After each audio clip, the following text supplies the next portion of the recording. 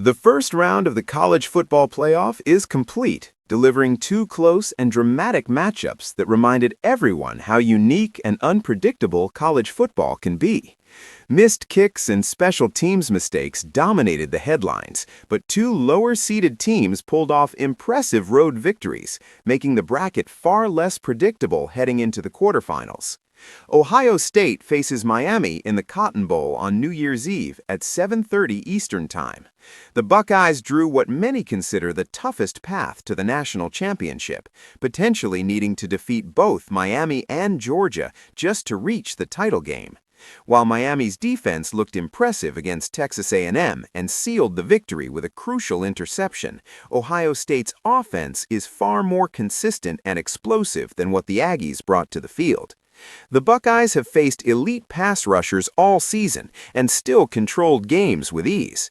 Their defense is equally exceptional, which means Miami's offense and play calling must improve dramatically from their first-round performance. The Hurricanes got too cute with their play calling and didn't realize they should hand the ball to Mark Fletcher Jr. until late in the game. Miami will need to trust Carson Beck to win this game, rather than playing scared about his tendency to make mistakes in big moments. NFL scouts will be watching this matchup closely. Linebacker Arvell Reese could be the first of 5 Buckeyes taken in the first round of April's draft. Miami offensive tackle Francis Mauigoa and edge defender Reuben Bain Jr. are both projected top 10 picks. Even though they're not yet draft eligible, star receivers Jeremiah Smith and Malachi Toney will capture plenty of attention. Texas Tech battles Oregon in the Orange Bowl at noon Eastern on New Year's Day. This strength versus strength matchup features the Red Raiders' elite pass rush, led by consensus All-Americans David Bailey and Jacob Rodriguez. Texas Tech and billionaire booster Cody Campbell spent big money building this defense, and it worked.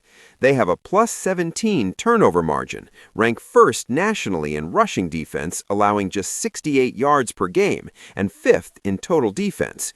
Oregon counters with an ultra-explosive offense that destroyed James Madison in the first round. The Ducks scored touchdowns on their first 5 possessions, never needing more than 5 plays per drive. None of their first-half drives lasted longer than 3 minutes, despite having banged-up receivers. Quarterback Dante Moore is playing his absolute best football with tremendous confidence, likely forcing him to declare for the NFL draft, where he'll be selected very high. Indiana takes on Alabama in the Rose Bowl at 4 Eastern on New Year's Day.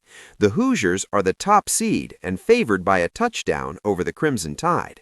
This matchup represents the new world order in college sports, where historically struggling programs can become powerhouses overnight with the right coach. Curt Cignetti transformed Indiana into a legitimate contender, and quarterback Fernando Mendoza just won the program's first Heisman Trophy. Alabama has been inconsistent but possesses an extremely high ceiling, as shown when they rallied from 17 down to beat Oklahoma on the road. An interesting subplot involves the coach's familiarity with opposing programs, as Cignetti spent 5 years at Alabama under Nick Saban, while current Tide coach Kalen DeBoer worked at Indiana. Georgia faces Ole Miss in the Sugar Bowl at 8 Eastern on New Year's Day for their second meeting this season. The Bulldogs won the first matchup 43-35 back in October, but Lane Kiffin won't be on the sidelines this time after his dramatic departure.